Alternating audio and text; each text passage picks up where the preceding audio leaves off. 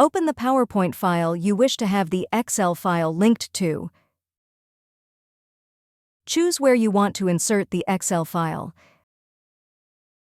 Then click on the Insert tab. Click on the Object button. Click on the Create from File Radio button. Select the file to insert. Click on the Browse button and navigate to the location of the Excel file.